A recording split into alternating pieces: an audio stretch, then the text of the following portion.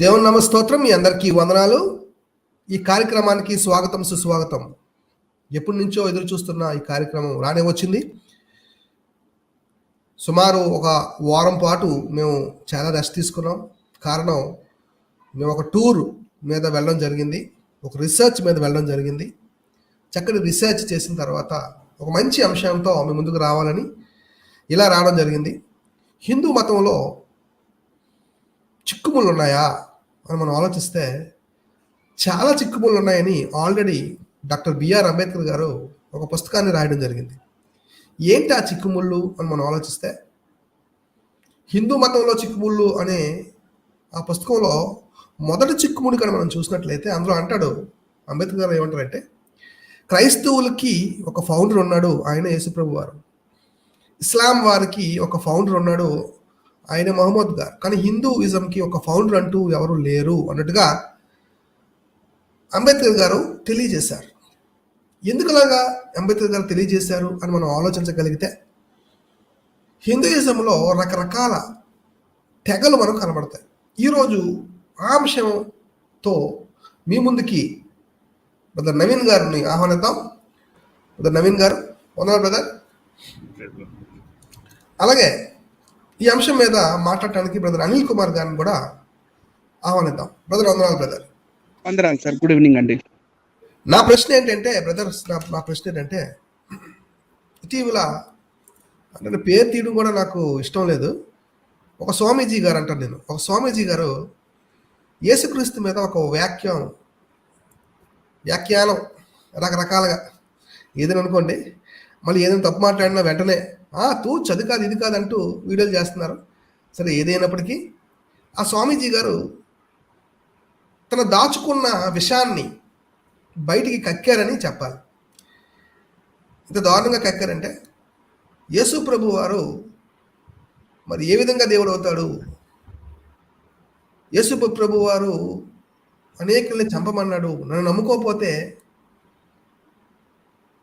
శిక్ష విధిస్తాను అంటూ మరి హింసని ప్రేరేపించాడు అన్నట్టుగా విడ్డూరంగా ఆయన మాట్లాడడం జరిగింది. ఇంకా ఒకటే కాదు, చాలా విషయాలు ఆయన మాట్లాడడం జరిగింది. అయితే ఆయన వైష్ణవ సాంప్రదాయానికి చెందినవాడు. అయితే ఈయన శైవ సాంప్రదాయానికి చెందిన కరుణాకర్తో వీడి పేరు ఎత్తాలి ఖచ్చితంగా. మరి ఈ కరుణాకర్తో ఏకమై మరి యేసుక్రీస్తు మీద గర్వాపసి కార్యక్రమాలు, క్రైస్తవ్యం నుంచి హైందవ్యంలోకి గర్వాపసి కార్యక్రమాలు మనం చూస్తూ ఉన్నాం.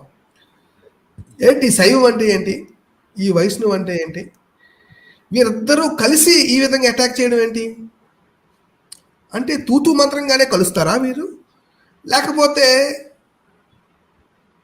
నిజంగా కలిసి చేస్తారా, వీరి మధ్య ఏమైనా భేదప్రాయాలు ఉన్నాయా అనే విషయాల్ని మొట్టమొదటిగా నేను అనిల్ కుమార్ గారు అడుగుతాను. బ్రదర్ అనిల్ కుమార్ గారు, మీ అనాలిసిస్ ప్రకారంగా శైవం అంటే ఏంటి, అలాగే వైష్ణవం అంటే ఏంటి? మరలా హిందూజంలో చాలా తెగలు ఉన్నాయి. ద్వైతం అంటారు, అద్వైతం అంటారు, విశిష్ట అద్వైతం అంటారు. ఇలా చాలా ఒక చార్టే ఉంది దానికోసం. ఇన్ని రకాలుగా, ఇన్ని మతాలుగా విభజింపబడిన ఈ హైందవ మతం అని చెప్పబడుతున్న ఈ మతము ఎప్పుడు మొదలైంది, ఏ విధంగా ఇన్ని తెగలుగా డివైడ్ అయ్యింది, ఏ విధంగా వారు తెలివితేటలు ఉపయోగిస్తారు, ఏ విధంగా కలుపుకుపోతారు, ఏ విధంగా విడిపోయి ఫైట్ చేస్తారు. వాళ్ళు రకరకాలుగా అటాక్ చేస్తుంటారు, ఒకటి కల్పించుకుంటా ఉంటారు. ఎగ్జాంపుల్గా ఒక ఎగ్జాంపుల్ చెప్పి నేను అనిల్ గారికి ఇచ్చేస్తాను. బౌద్ధంతో వాళ్ళు చాలా పోరాడారు. భక్తి మూమెంట్ తర్వాత ఈ హైందవ వాంగ్మయంతో ఉన్నవారు బౌద్ధంతో చాలా పోరాడి వారిని తరివేశారు. అందుకే వారు నేపాల్, చైనా, ఈ విధంగా ఇండియా అవుటర్ ఏరియాకి వాళ్ళు పారిపోయారు అని మనం ఈజీగా చెప్పచ్చు. అయితే కొన్నాళ్ళకి ఏం చేశారంటే, వీళ్ళు మళ్ళీ ఈ బౌద్ధం కూడా ఇండియా నుంచి వచ్చింది, హిందూ మతాల్లో ఒకటే బౌద్ధం కూడా అంటూ కలిపేసుకొని మ్యాజిక్, బంచిక్, రకరకాలుగా చిక్స్ వీళ్ళు చేస్తూ ఉంటారు. మీరేమంటారు అనిల్ గారు, చెప్పండి. మొట్టమొదటిగా కార్యక్రమాన్ని వీక్షిస్తున్న ప్రేక్షకులందరికీ గుడ్ ఈవినింగ్ అండి. Praise the Lord. అలాగే ప్యానల్లో ఉన్న పాస్టర్ జాన్ కయ్య గారికి మరియు నవీన్ అన్నకి కూడా వందనాలు. చాలా ప్రాముఖ్యమైన ప్రశ్నలు, చాలా జటిలమైన ప్రశ్నలు జాన్ కయ్య గారు సంధించడం జరిగింది. మరి వీళ్ళందరూ కలిసి ఉంటారా, లేకపోతే వీళ్ళందరూ విడివిడిగా ఉంటారా? మరి మఠాధిపతులు కానీ, పీఠాధిపతులు కానీ వీళ్ళందరూ మరి ఎప్పుడు ఏకమై ఉంటారా అంటే దానికి నా సమాధానం నో అనే చెప్పాలి. ఎందుకంటే ఫర్ ఎగ్జాంపుల్ మన ఈ జిఆర్ స్వామి గారిని తీసుకుంటే, ఈ జిఆర్ స్వామి గారు ఉభయ వేదాంతాచార్య పీఠానికి చెందినవారు. వీరి పీఠం వేరు, వీరి ఫిలాసఫీ అంటే వీరి సిద్ధాంతం వేరు, వీరి మతం వేరు. వీరు వైష్ణవ మతానికి చెందినవారు. అలాగే మరి ఇంకొక స్వామివారు ఉన్నారు, స్వరూపానందేంద్ర స్వామివారు. మరి వీరు కూడా ఒక పీఠాధిపతిగానే ఉన్నారు. వీరు విశాఖ శారద పీఠానికి మరి వీరు చీఫ్గా ఉన్నారు. సో వీళ్ళంతా డిఫరెంట్ మతాల నుంచి వచ్చిన వాళ్ళు. ఈ స్వరూపానందేంద్ర స్వామి వారు వీరు శైవ మతానికి చెందినవారండి. అలాగే శృంగేరి పీఠం అంటారు. శృంగేరి పీఠం మరి వీళ్ళు పెట్టడానికి మాత్రం అడ్డబొట్లు పెడతారు, కానీ వీరు మాత్రం శాక్తేయులండి. అలాగే మళ్ళీ శ్రీపీఠం, ఈ శ్రీపీఠం దీనికి మరి చీఫ్గా ఉన్నవారు, ఫౌండర్ ఎవరంటే పరిపూర్ణానంద స్వామి వారు. మరి వీరి ఈ ద్వైత సిద్ధాంతం, అద్వైత సిద్ధాంతం, ఇవన్నీ దీని understanding it self is different. వీరి సిద్ధాంతం వేరు, వీరి దేవుళ్ళు దేవతలు వేరు, వీళ్ళ మతాలు వేరండి. ఇవన్నీ కలిపి హిందూ మతం అని మరి చెప్తుంటారు. కానీ మరి జిఆర్ స్వామి గారు మాత్రం హిందూ అంటే ఏంటి, హిందూ అంటే ఎవరు అనేది అతను చాలా చక్కగా వివరించి చెప్పారు. ఒక 2-3 నిమిషాల వీడియో ఉంటుంది. So I would request someone to please play that video. తర్వాత నేను డైరెక్ట్గా సబ్జెక్ట్లోకి దిగిపోతాను. ఒక్కసారి మీరు కాస్త వినండి, ఎంత ఓపెన్గా ఎంత చక్కగా చెప్తున్నారో విందాం.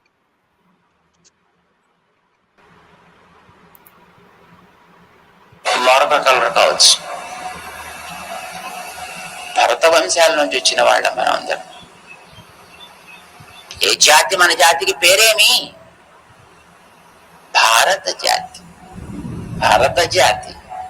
నిన్న మొన్న వచ్చి ఎవరు పెట్టారండి పేరు నువ్వు హిందూ అని, మన తిట్టడానికి.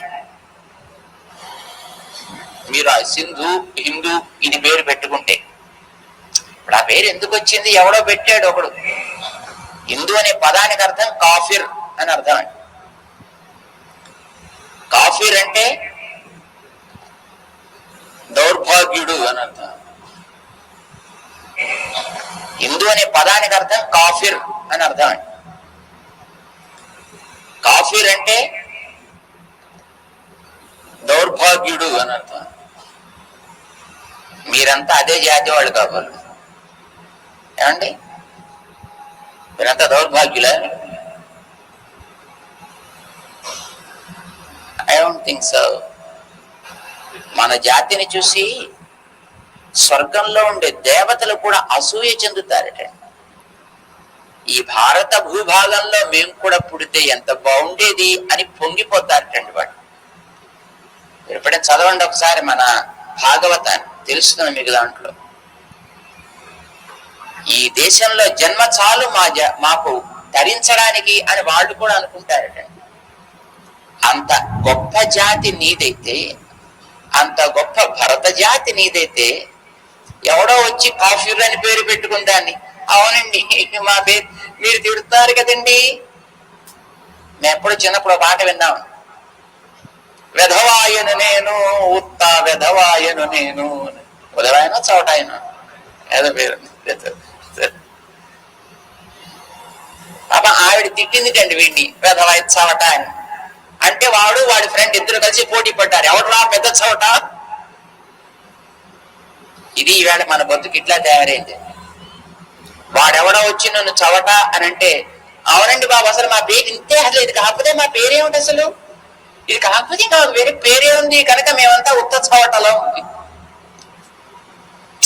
మై ఫ్రెండ్స్, జ్ఞాపకం పెట్టుకోండి, మన జాతి భరత జాతి. మనదందరిది వేద మతం. మనమంతా వైదికులు. అంచేత మనకి ప్రమాణం ఏమిటి అని ఎవరైనా అడిగితే ఏముందండి, అసలు మాకేం ప్రమాణమే లేదు, అసలు ఎవడి బుద్ధికి దోస్తుంది అదే ప్రమాణం వాడికి. ఇది ఈవేళ మన బతుకిలా బండలైంది. మన వాళ్ళు క్రిస్టియన్స్ మీద ముస్లిమ్స్ మీద పడి ఏడుస్తారు కొందరు.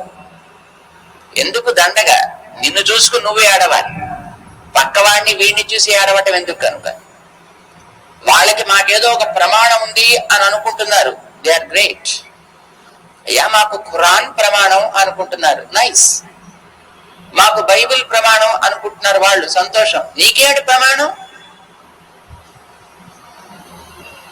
ఏమి లేదండి.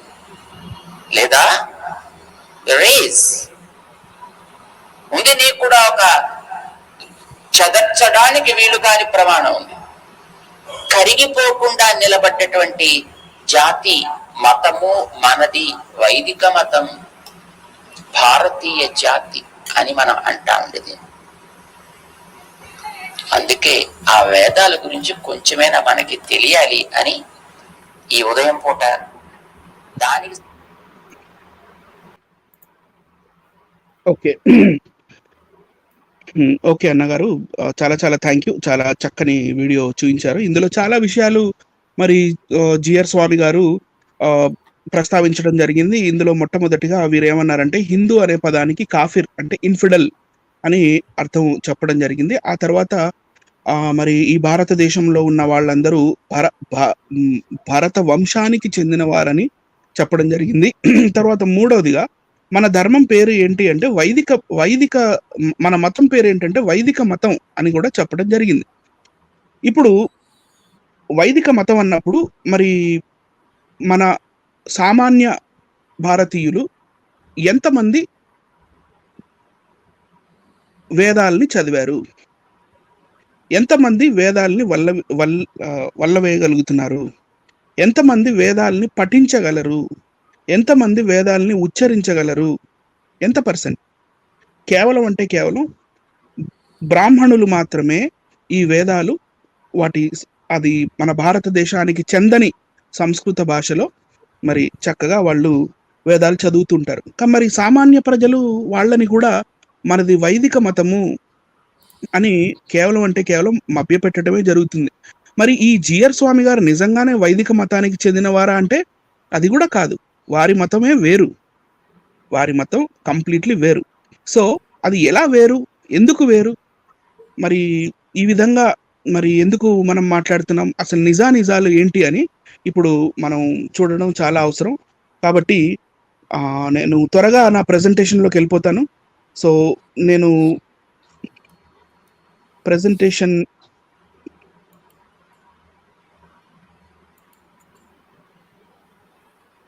ఓకే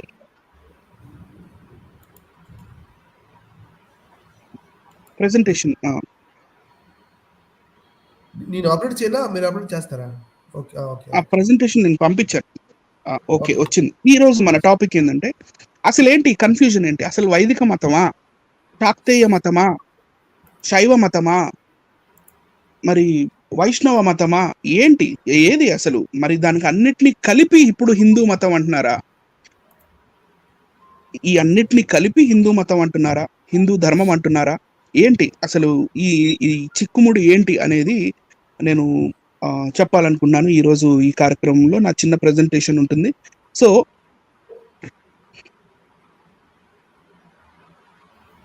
ప్రపంచంలో ఉన్న మతాలు అన్ని తీసుకుంటే దగ్గరగా 300కు పైగా ఈ మన ప్రపంచంలో మతాలు ఉన్నాయి.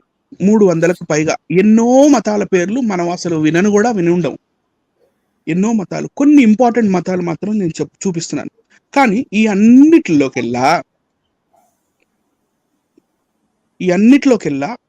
అతి ఎక్కువగా జనాభా కలిగిన వారు, స్ట్రెంగ్త్ ఉన్నవారు, లేకపోతే పాపులేషన్ ఉన్నవారు, వారు క్రిస్టియానిటీకి చెందినవారు, క్రిస్టియన్సే. మీరు వరల్డ్ వైడ్ ప్రపంచం మొత్తంలో చూస్తే ఇక్కడ దేశాలు అన్ని బ్లూ కలర్ లో ఏవైతే కనపడుతున్నాయో ఇవన్నీ క్రైస్తవ మతంలో ఉన్నవారు, లేకపోతే క్రైస్తవ ఈ విశ్వాసంలో ఉన్నవారు. మతం అనండి నేను, క్రైస్తవ విశ్వాసంలో ఉన్నవారు ప్రపంచవ్యాప్తంగా ఇలా విస్తరించి ఉన్నారు. కాబట్టి సో ఇప్పుడు మనం పై చార్ట్ కూడా చూసుకుంటే Christians are the largest religious groups in 2015 యొక్క రిపోర్ట్ ఇది. ఎందుకంటే ఎవ్రీ ఇయర్ రిపోర్ట్స్ తీయడం కష్టం. ఇది మనకు 2022 వచ్చింది. లాస్ట్ ఇయరే మన సెన్సస్ అయిపోవాలి. ఇప్పటికి కూడా ఇంకా సెన్సస్ రాలేదు, మొదలు పెట్టలేదు. సో ఇవి లాస్ట్ టైం తీసిన సెన్సస్ యొక్క ఇన్ఫర్మేషన్ నుంచి చెప్పింది. ఈ ప్రపంచం మొత్తంలో దగ్గరగా 32% క్రిస్టియన్స్ ఉంటారు, 24% ముస్లిమ్స్ ఉంటారు, దగ్గరగా ఒక 14-15%గా మరి హిందువులు ఉంటారు. మరి ఎన్ని బిలియన్స్ లో ఉన్నారు అనేది కూడా మీకు ఇక్కడ కనపడుతుంది. ఇదంతా ఓకే. అయితే ఏంటండి అనిల్ కుమార్ గారు, మరి మీకు కూడా చాలా శాఖలు ఉన్నాయి కదా, క్రైస్తవ్యంలో ఎన్నో శాఖలు ఉన్నాయి కదా. కొంతమంది మెథడిస్ట్ అంటారు, కొంతమంది రోమన్ క్యాథలిక్ అంటారు, కొంతమంది పెంతెకోస్తల్ అంటారు, కొంతమంది బాప్టిస్ట్ అంటారు, కొంతమంది రకరకాలుగా చెప్తూ ఉంటారు. కల్వరీ చర్చ్ అంటారు, ట్రినిటీ చర్చ్ అంటారు, టేబర్నికల్స్ చర్చ్ అంటారు. ఓకే, దానికి మా దగ్గర ఆన్సర్ ఉంది. దాని ఆన్సర్ ఏంటంటే, ఏ చర్చ్ అయినా సరే, అది రోమన్ క్యాథలిక్ చర్చ్ అయినా సరే, ఆర్థోడాక్స్ చర్చ్ అయినా సరే, పెంతెకోస్టల్ అయినా సరే, లేకపోతే ప్రొటెస్టెంట్ చర్చ్ అయినా సరే, every church is Christ centred. అది క్రైస్ట్ సెంటర్డ్ గా ఉంటుంది. ఎందుకంటే క్రైస్తవ్యానికి మూల పురుషుడు యేసుక్రీస్తు హిమ్సెల్ఫ్, జీసస్ క్రైస్ట్ హిమ్సెల్ఫ్. ఏ చర్చిలోనైనా బైబిల్నే చదువుతారు. ఒక దగ్గర బైబిల్ ఏతర లేకపోతే బైబిల్ని మించిన తర్వాత కాలంలో ఎవరో రాసిన వాంగ్మయాల్ని ఎవరు ఫాలో అవ్వరు. In each and every church everyone follows Bible only. Yes, Roman క్యాథలిజంలో కొన్ని అపోక్రిఫా ఉన్నాయి, కానీ అదే బైబిల్లో అక్కడ పైన రాసి ఉంటుంది అది అపోక్రిఫా అని. అందులో వీఆర్ క్రిస్టల్ క్లియర్. నెక్స్ట్, ఇక్కడ క్రిస్టియానిటీలో మనం విభాగాలు ఒకవేళ చూసుకుంటే, మనకి ఇక్కడ మూల పురుషుడు జీసస్ క్రైస్ట్, ఆ తర్వాత వచ్చిన వాళ్ళు అపోస్తులు. ఈ అపోస్తులలో నుంచి మీకు ఇక్కడ రైట్ సైడ్ కనపడుతుంది Thomas Christians, Copts and Thomas Christians. ఈ Thomas Christians early Christians from the year AD 52 నుంచి. థామస్ ఎప్పుడైతే ఇండియాకి వచ్చాడో ఈ ఇండియన్ క్రిస్టియన్స్ గురించి చెప్తున్నారు. తర్వాత వచ్చిన ఎర్లీ చర్చెస్ ఇవి. వెస్టర్న్ వచ్చేసి రోమన్ క్యాథలిజం అన్నారు, ఈస్టర్న్ వచ్చేసి ఆర్థోడాక్స్ చర్చెస్ అన్నారు. తర్వాత ఈ ప్రొటెస్టెంట్స్ రిఫార్మేషన్ వచ్చింది. ఈ రకరకాల అనబాప్టిస్ట్ కానీ, లేకపోతే ప్రెస్బిటేరియన్ కానీ, లూథరన్, ఇవాంజలికల్, ఆంగ్లికల్, మెథడిస్ట్, ఇవన్నీ వచ్చాయి. ఇక్కడ పాయింట్ ఏంటంటే, ఇక్కడ సెంటర్ ఫిగర్ మూల పురుషుడు యేసుక్రీస్తు. తరువాత ద ఎర్లీ చర్చెస్ వచ్చింది అపోస్తులుల ద్వారానే.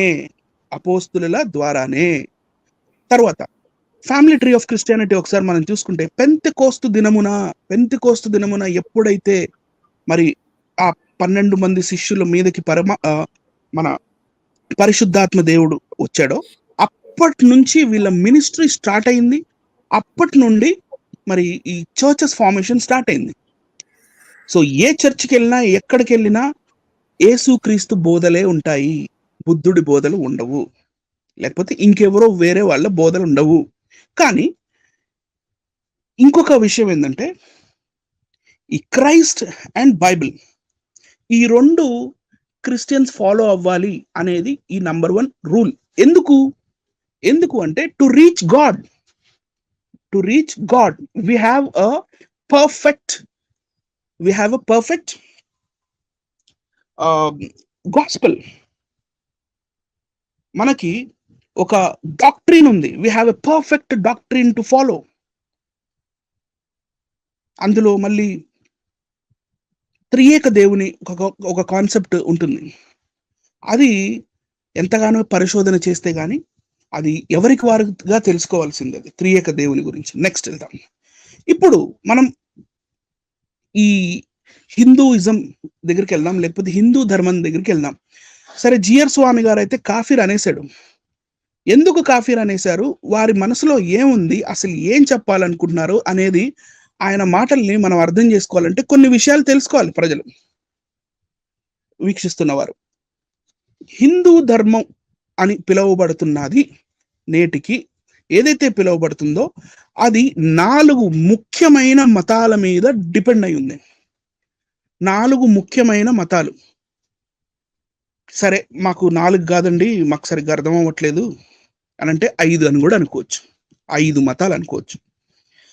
మొట్టమొదట ఇప్పుడు ఎక్కువగా ప్రాచుర్యంలో ఉన్నది వైష్ణవ మతం, తరువాత శైవ మతం, తరువాత శాక్తేయ మతం.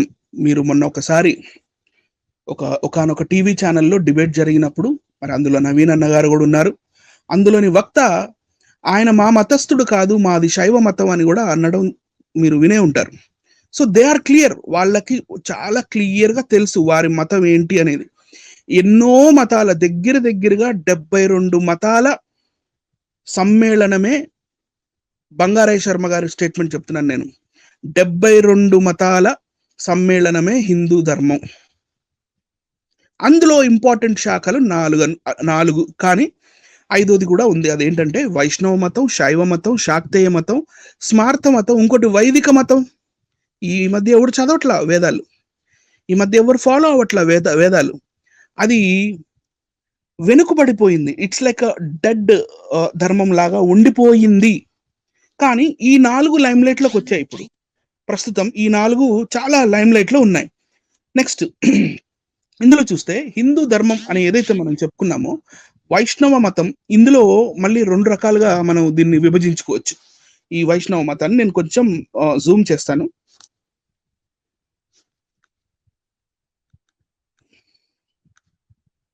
ఈ వైష్ణవ మతాన్ని 2గా విభజించుకోవచ్చు. ఒకటి వైష్ణవ సాంప్రదాయం, ఒకటి కృష్ణ సాంప్రదాయం. అంటే విష్ణువు కృష్ణుడు ఒకటే కదండి అని అనొచ్చు, కానీ బ్రహ్మవైవర్త పురాణం వంటి పురాణాలలో కృష్ణుడే విష్ణువుని సృష్టించినట్లుగా కూడా మనకి కనపడుతుంది. సో ఈ సాంప్రదాయాలు కూడా ఇక్కడ వేరువేరుగా ఉంటాయి మనకి. ఇందులో ఉన్న పేర్లు ఏంటంటే నింబార్క సాంప్రదాయం, ఏకశరణ ధర్మం, గౌడీయ వైష్ణవం, మహానుభావ సాంప్రదాయం, రుద్ర లేదా వల్లభ సాంప్రదాయము, వైష్ణవ సహజీయ సాంప్రదాయము. ఈ వైష్ణవ సహజీయ సాంప్రదాయం అనేది చాలా, దాని గురించి నేను చెప్తాను. స్వయం భగవాన్ సాంప్రదాయము, కృష్ణ చైతన్యం ఇస్కాన్, శ్రీ వైష్ణవ సాంప్రదాయము, శ్రీ వైష్ణవ అంటే జిఆర్ స్వామి గారిది. తర్వాత బ్రహ్మ లేకపోతే మధ్వ సాంప్రదాయము, బ్రహ్మ సాంప్రదాయము లేకపోతే మధ్వ సాంప్రదాయం అని కూడా అంటారు. వైష్ణవ సహజీయ సాంప్రదాయము. ఇన్ని రకాలుగా ఈ కేవలం వైష్ణవంలోనే ఇన్ని సెక్ట్స్ ఉన్నాయి, ఇన్ని సాంప్రదాయాలు ఉన్నాయి. మీరు డిక్షనరీలోకి వెళ్ళి చూస్తే సాంప్రదాయము అని ఏంటి అని మీరు డెప్త్ లో చూస్తే, సాంప్రదాయం అంటే కూడా రిలీజనే, ఒక మతమే. తర్వాత శైవ మతంలోకి వెళ్తే మనకి ఇందులో కూడా చాలా రకాలు కనపడుతున్నాయి. పాశుపత శైవం, శైవ సిద్ధాంతం, కాశ్మీర శైవం, సిద్ధ శైవం, లింగాయతులు, శివ అద్వైత సిద్ధాంతం, అఘోర శైవం అంటే దిగంబర శైవం అని కూడా అంటారు. తర్వాత తాంత్రిక సిద్ధాంతం, రుద్ర సాంప్రదాయం, కుమార సాంప్రదాయం, ఇవన్నీ శైవ సాంప్రదాయాల్లో వస్తుంది. కుమార సాంప్రదాయం అంటే ఈ స్కందుడు. తర్వాత ఈ శాక్తేయ మతం అంటే శక్తి, అంటే అమ్మవారు, దుర్గామాత, లేకపోతే మరి ఆదిపరాశక్తి, లేకపోతే పార్వతీదేవి, ఇలా రకరకాలుగా మరి పేర్లతో పిలుస్తారు. కానీ ఇందులో కూడా 2 రకాలు ఉన్నాయి. దేవి సాంప్రదాయం ఒకటి, కాళీ సాంప్రదాయం ఒకటి. నేను అస్సాం బెంగాల్లో ఉన్నప్పుడు అక్కడ కాళీ సాంప్రదాయం నేను చూశాను. చాలా వాళ్ళు ఫాలో అవుతారు కాళీ సాంప్రదాయాన్ని. కాళీ సాంప్రదాయాన్ని ఫాలో అయ్యే వాళ్ళు ఈ రాముడు, కృష్ణుడు, విష్ణువు వీళ్ళ జోలికి వెళ్ళరు. తర్వాత స్మార్థ మతం అనేది ఒక కన్ఫ్యూజన్. స్మార్థ మతం అంటే ఏంటి అనేది ఒక పెద్ద కన్ఫ్యూజన్. దానికి కరెక్ట్ డెఫినేషన్ ఇంతవరకు ఎవ్వరు ఇచ్చినట్టయితే లేరు. నేనైతే వెతికాను, చాలా కన్ఫ్యూజన్స్ ఉన్నాయి. ఇక్కడ ఈ స్మార్థ మతం ఏదైతే ఉందో, 4వదిగా ఈ స్మార్థ మతం మనకి ఏదైతే కనపడుతుందో, ఈ స్మార్థ మతం వీళ్ళు హిందూ మతంలో ఉన్న అందరు దేవుళ్ళని పూజిస్తారు. గణపతి పూజ అంటే గణపతేయులు, అది కూడా ఒక మతం వేరేగా ఉండేది గుప్తుల కాలంలో. గణపతేయ మతం వేరు. కబీర్ పంథీ, అయ్యప్ప మాలధారణ, సాయిబాబా పూజలు, వెంకటేశ్వర స్వామి దర్శనాలు, రామనవమి పూజలు, శివరాత్రి జాగారాలు, హనుమంతుడి పూజ, దేవి నవరాత్రులు, ఇంచుమించు అందరి దేవుళ్ళకి మొక్కుతారు అనే ఒక ఎక్స్ప్లెనేషన్ ఉంది స్మార్త మతం మీద. ఇంకొక ఎక్స్ప్లెనేషన్ ఏముందంటే ఈ వైదిక మతమే స్మార్త మతము, స్మార్త మతం అంటే ఈ వేదాలని ఫాలో అయ్యే వాళ్ళనే స్మార్త మతం అంటారని ఇంకొక ఎక్స్ప్లెనేషన్ ఉంది. కానీ థర్డ్ ఎక్స్ప్లెనేషన్ ఏంటంటే స్మార్త మతం ఏంటంటే ఏం లేదండి, గణపతేయులు, ఈ వినాయకుడిని పూజించే వాళ్ళనే స్మార్త మతస్థులు అని అంటారు అని కూడా ఇంకో 3 ఎక్స్ప్లెనేషన్స్ ఉన్నాయి. సో ఓకే, ఇక్కడ దాకా నేను ఈ 4 మతాలలో ఉన్న రకరకాల విభజనలు ఎలా వీళ్ళు సాంప్రదాయాలు విభజించుకున్నారో అది నేను చూపించడం జరిగింది. ఇప్పుడు వైష్ణవ మతంలోకి మనం డీప్ గా వెళ్దాం. చాలా జాగ్రత్తగా వినాలి. ఇప్పుడు నేను చెప్పబోయే విషయాలు నా సొంతగా నేనేదో సొంత కవిత్వం రాసుకొని నేను చెప్పట్లేదు. ఎన్నో గ్రంథాలు తిరగేసి చక్కగా ద్వైతం అంటే ఏంటి, అద్వైతం అంటే ఏంటి, విశిష్టాద్వైతం అంటే ఏంటి, తర్వాత ఇంకా చాలా ఉన్నాయి. ఇవన్నీ తత్వాలు, అవతార తత్వ వివేచన ఇలాంటివి ఈ రామానుజాచార్యుల వారు ఏం చెప్పారు, శ్రీవల్లభుడు ఏం చెప్పాడు, నింబార్క స్వాములు ఏం చెప్పారు, శ్రీ శంకరాచార్యుల వారు ఏం చెప్పారు, శ్రీ హిత హరివంశ వీరు ఏం చెప్పారు, తర్వాత శ్రీ మధ్వాచార్యులు ఏమన్నారు, మధ్వ మతాన్ని స్థాపించిన వారు వీరు ఏం చెప్పారు, వీరు ద్వైత మతాన్ని అంటే ద్వైత సిద్ధాంతాన్ని ఎందుకు ఫాలో అవుతారు, మరి ఈ శ్రీ చైతన్య గౌడియ ఇది ఎలా స్టార్ట్ అయింది, ఇవన్నీ కూడా నేను మీకు ఈ పుస్తకాల్లో చదివి ఎంతో రీసెర్చ్ చేసి మాత్రమే చెప్పబడుతుంది, కానీ నోటికి వచ్చినట్లుగా చెప్పడం జరగటం లేదు. ఐ థింక్ మీకు ఇక్కడ చాలా క్లియర్ గా కనపడుతుంది అనుకుంటున్నాను. ఈ స్లైడ్ లో వైష్ణవ మతంలో ఉన్న వివిధ రకాల సాంప్రదాయాల గురించి మనం ఒక 5 నిమిషాలు దీని గురించి ఒక చిన్న టాపిక్ మాట్లాడుకుందాం. సాంప్రదాయం పేరు నింబార్క సాంప్రదాయం లేకపోతే హంస సాంప్రదాయం అంటారు. ఇక్కడ మీకు ఫస్ట్ పింక్ కలర్ లో కనపడుతుంది నింబార్క సాంప్రదాయం లేకపోతే హంస సాంప్రదాయము. స్థాపకుని పేరు ఏంటంటే తెలుగు భాషా పండితుడైన నింబార్కుడు. ఏ సంవత్సరంలో స్థాపించారు అంటే క్రీస్తు శకం 11వ శతాబ్దంలో. మరి వీరి సిద్ధాంతం ఏంటి ఈ నింబార్కులది అంటే భేద అంటే వీళ్ళు అద్వైతాన్ని ఫాలో అవుతారు, ద్వైతాన్ని ఫాలో అవుతారు, సిద్ధాంతం ఫిలాసఫీ. తర్వాత ఏకశరణ ధర్మం, గ్రీన్ కలర్ లో సెకండ్ది. అస్సాంకి చెందిన శ్రీమంత శంకర దేవ ఈ ఆచార్యులు, ఈయన 15వ శతాబ్దంలో స్థాపించారు ఇది ఏకశరణ ధర్మాన్ని. ఈ వీళ్ళ సిద్ధాంతం అద్వైతం. నెక్స్ట్ వచ్చేసి గౌడియా. ఈ గౌడియా అంటే ఏంటి అని అంటే ఈ ఇస్కాన్ మీరు ఏదైతే చూస్తున్నారో ఇస్కాన్, దీనికి మూలమైన ఫిలాసఫీ కానీ లేకపోతే స్కూల్ ఆఫ్ టీచింగ్ ఏం కానీ గౌడియా నుంచే స్టార్ట్ అవుతాయి. దీని ఆరిజిన్ అంతా గౌడియా నుంచే, గౌడియా వైష్ణవం. దీన్ని స్టార్ట్ చేసింది చైతన్య మహాప్రభు. ఎప్పుడు 1486 నుంచి 1534 మధ్యలో చాలా యాక్టివ్ గా ఉండి ఈ గౌడియ వైష్ణవాన్ని ఈయన యాక్టివేట్ చేశారు. ఇప్పటికీ ఉంది. వీళ్ళ సిద్ధాంతం ఏంటంటే అచింత్య భేద క్వాలిఫైడ్ ద్వైత అండ్ అద్వైత. తర్వాత మహానుభావ సాంప్రదాయము. మహారాష్ట్రకి చెందిన శ్రీ చక్రధర స్వామి వారు 1267లో, అంటే మీరు ఇక్కడ సంవత్సరం దగ్గర ఇవన్నీ చూస్తూ ఉంటే ఇవన్నీ కేవలం భక్తి మూమెంట్ లో పుట్టినయే. 1000 సంవత్సరాల క్రితము లేకపోతే లక్షల సంవత్సరాల క్రితం వచ్చినవి కావంటే కావు. ఐ థింక్ మీకు క్లియర్ గా కనపడుతుందని నేను ఎక్స్పెక్ట్ చేస్తున్నాను. సో తర్వాత మహానుభావ సాంప్రదాయం వచ్చేసి శ్రీ చక్రధర స్వామి 1267లో వీరు స్థాపించారు. తర్వాత రుద్ర సాంప్రదాయము లేదా వల్లభ సాంప్రదాయం. ఏంటండి వైష్ణవంలో రుద్ర ఎందుకు ఉంటుంది అంటే, మరి శివశక్తి అని పేరు పెట్టుకొని మరి మన సార్ దగ్గర జీతం తీసుకోవట్లేదా? రైట్, అలాగే ఉంటుంది ఇది కూడా. రుద్ర సాంప్రదాయము, వల్లభ సాంప్రదాయము. ఇది వల్లభాచార్యుల వారు 1779 మరియు 1531 క్రీస్తు శకంలో మరి యాక్టివ్ గా దీన్ని స్టార్ట్ చేయడం జరిగింది, స్థాపించడం జరిగింది. వీరి సిద్ధాంతం ఏంటి అంటే అనిల్ గారు 1479 నుంచి 1531 అండి, రైట్? 1500. నేను తప్పు చెప్పానా? సారీ, ఫ్లోలో తప్పు చెప్పారు. ఫ్లోలో తప్పు చెప్పారు. ఓకే. ఈ మధ్య మన వాళ్ళు బాగా పట్టుకుంటున్నారు, అందుకోసం కొంచెం జాగ్రత్తగా. Okay, again I will repeat. Sorry, I meant to read as 1479, 1479 నుండి 1531 క్రీస్తు శకం ఏడి ఆ కాలంలో స్థాపించడం జరిగింది. మరి వీరి సిద్ధాంతం ఏంటి అంటే శుద్ధమైన ద్వైత సిద్ధాంతం అన్నమాట వీరిది. చూడండి, ఈ ఒక్క వైష్ణవంలోనే భేద సిద్ధాంతం ఉంది, అద్వైత సిద్ధాంతం ఉంది, ద్వైత సిద్ధాంతం ఉంది, విశిష్టాద్వైతం ఉంది, మరి తాంత్రిక వైష్ణవం ఉంది. ఇన్ని రకాల వీళ్ళకి సిద్ధాంతాలు ఉంటే వీళ్ళందరూ ఒకటి ఎలా అవుతారు? వీళ్ళ డాక్ట్రిన్స్ అన్నీ వేరు. ఓకే, ఐ కంటిన్యూ, మళ్ళీ చెప్తాను నేను మీకు. వైష్ణవ సహజీయ సాంప్రదాయము, ఇది బారు చండీదాస్ గారు మరి క్రీస్తు శకం 14వ శతాబ్దంలో స్థాపించారు.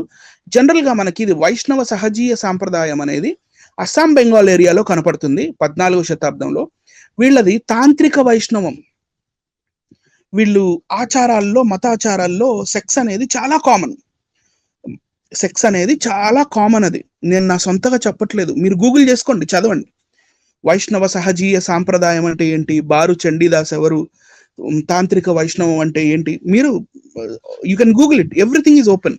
తర్వాత స్వయం భగవాన్ సాంప్రదాయం ఒకటి. అది ఈ స్వయం భగవాన్ సాంప్రదాయం అనేది గౌడీయ మరియు నింబార్క మరియు వల్లభ, ఇప్పుడు దాకా నేను ఏదైతే పైన నింబార్క, గౌడీయ మరియు వల్లభ చెప్పానో ఈ మూడిటి సమ్మేళనమే స్వయం భగవాన్. క్రీస్తు శకం 16వ శతాబ్దంలో మొదలైంది. 16వ శతాబ్దంలో, I mean to say Akbar కాలంలో కృష్ణ చైతన్య, ఇస్కాన్, మన ఇస్కాన్ రాధా మనోహర్ దాస్ గారు ఇస్కాన్, మొన్న మేము వెళ్ళి కనుక్కున్నాం, మాకేం ఇది లేదన్నారు, మాకు ఎలాంటి సంబంధం లేదన్నారు. సో ఈ కృష్ణ చైతన్య ఇస్కాన్ అంటే international society of Krishna consciousness, వీళ్ళది ఈ సిద్ధాంతం ఎలా మొదలైందంటే గౌడీయ సాంప్రదాయం నుండి మొదలయ్యి కంప్లీట్ గా కృష్ణ చైతన్య లేకపోతే ఇస్కాన్ గా మారింది 1966లో న్యూయార్క్ నగరంలో, ఇండియాలో కూడా కాదు, 1966లో న్యూయార్క్ నగరంలో, మరి అమెరికాలో ఇది స్టార్ట్ అయింది. మరి దీన్ని స్థాపించిన వారు ఎవరు అంటే ఏసీ భక్తి వేదాంత స్వామి ప్రభుపాద వారు, రైట్ అండి. ఇవన్నీ మొన్న వచ్చినట్లుగా మనకు కనపడటమే కాదు, మొన్నే వచ్చాయి. తర్వాత శ్రీ మధ్వ మతం లేకపోతే మధ్వ సాంప్రదాయము లేకపోతే బ్రహ్మ సాంప్రదాయము అని అంటారు. దీన్ని మధ్వాచార్యుల వారు స్థాపించారు 1238 నుండి 1317 మధ్యకాలంలో జీవించిన శ్రీ మధ్వాచార్యుల వారు. మరి ఈ మధ్వ మతానికి లేకపోతే మధ్వ సాంప్రదాయానికి, బ్రహ్మ సాంప్రదాయానికి చెందిన వారు వారే ఈ రాఘవేంద్ర స్వామి వారు కూడా. రాఘవేంద్ర స్వామి భక్తులు కూడా చాలా మంది ఉంటారు.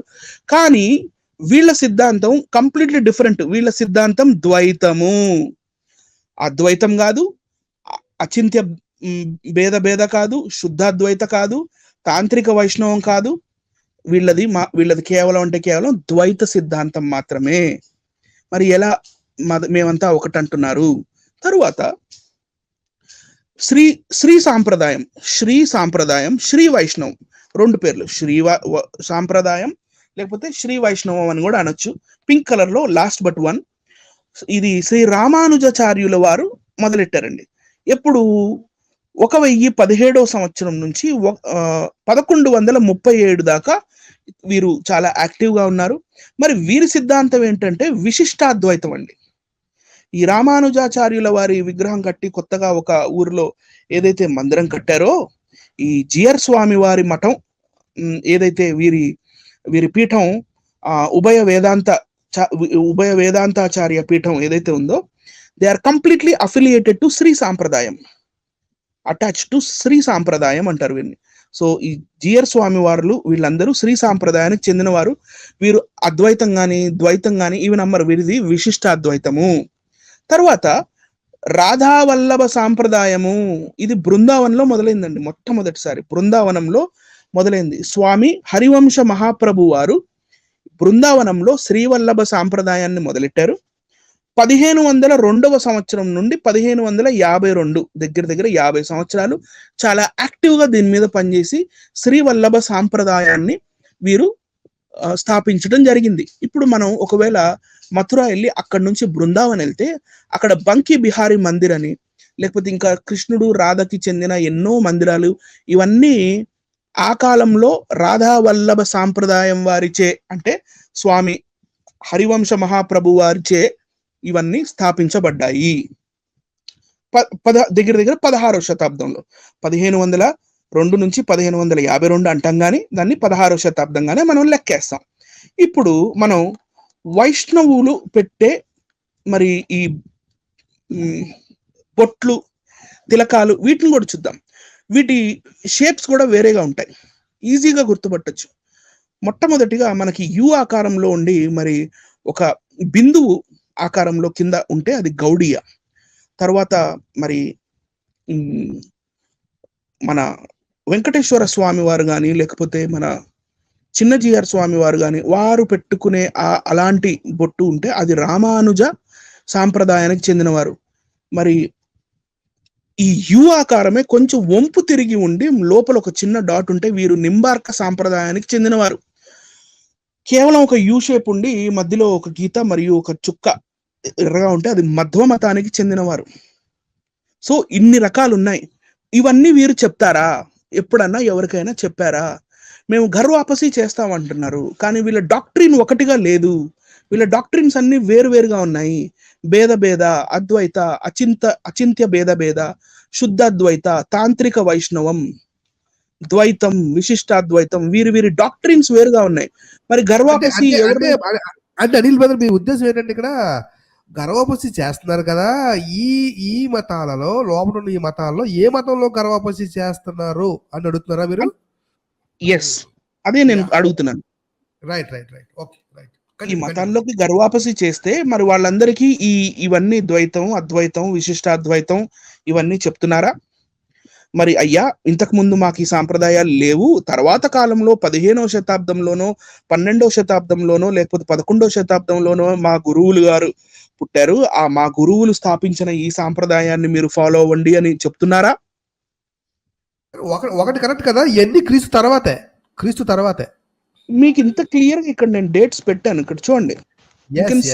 సంవత్సరం 11వ శతాబ్దము, 15వ శతాబ్దము, 14, మళ్ళీ 13వ శతాబ్దము, ఇది 15వ శతాబ్దము, 14వ శతాబ్దము, 16వ శతాబ్దము, ఇదైతే 20వ శతాబ్దం అండి. 1966 లో న్యూయార్క్ లో ఇస్కాన్ స్టార్ట్ అయింది. అంతకన్నా ముందు ఇస్కాన్ ఎక్కడ ఉంది?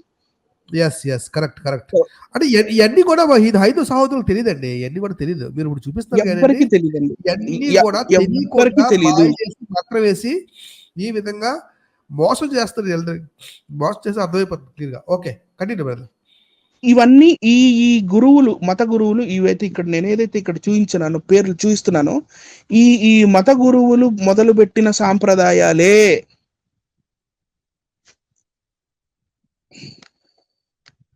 నెక్స్ట్ మళ్ళీ ఇందులోకి వెళ్తే ఈ వైష్ణవంలో ఇంకా చాలా రకాలు ఉంటాయి. అందులో మరి పరివారాలు ఉంటాయి. పరివారాలు అంటే నింబార్కలో పరివారాలు, తర్వాత మళ్ళీ వెంకటేశ్వర పండిట్ అండ్ గోపాల్ గురు పరివారాలు, తర్వాత మరి గౌడీయ పరివారాలు, నింబార్క పరివారాలు, రామానుజ పరివారాలు, ఇలా రకరకాలు ఉంటాయండి. ఆ పరివారాల ప్రకారంగా వీటి షేప్స్ మారిపోతాయి.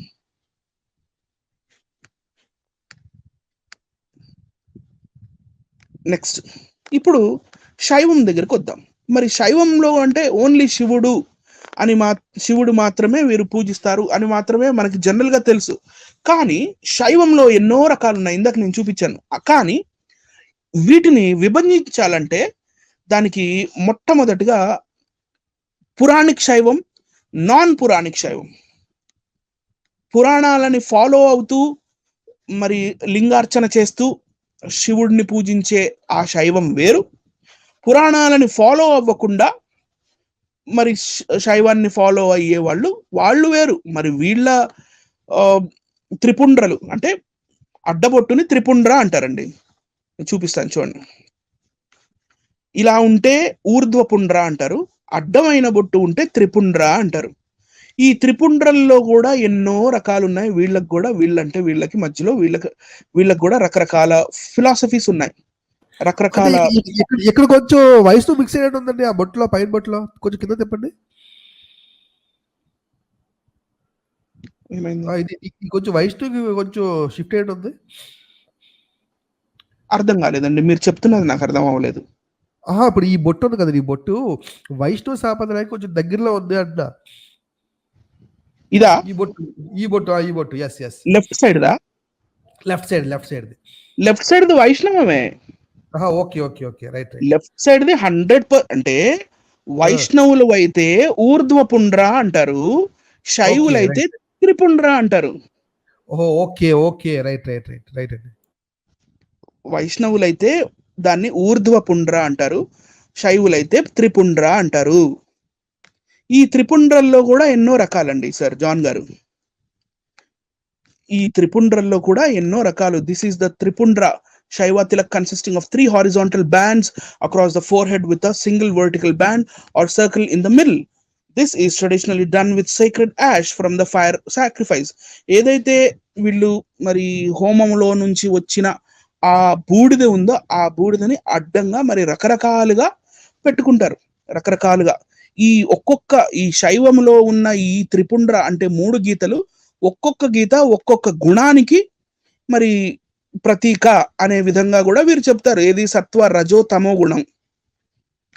తర్వాత మనం ఇందులోకి వెళ్ళిపోతే ఇది శాక్తేయ మతం గురించి చెప్తున్నానండి. శాక్తేయులు మరి ఎక్కడెక్కడ ఉన్నారు రెడ్ కలర్ లో ఇక్కడ అంటే ఇది శక్తి పీఠాలు అనమాట.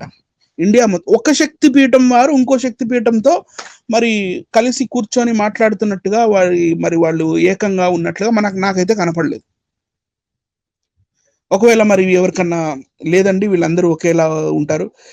ఈ గువాహటి కామాఖ్యాదేవి పీఠం వారు మరి కన్యాకుమారిలో ఉన్న పీఠం వారితో మాట్లాడతారు, మధుర మీనాక్షి పీఠంతో ఉన్న వారితో ఇలా ఉంటారు వీళ్ళందరూ అని ఒకసారి చెప్పండి.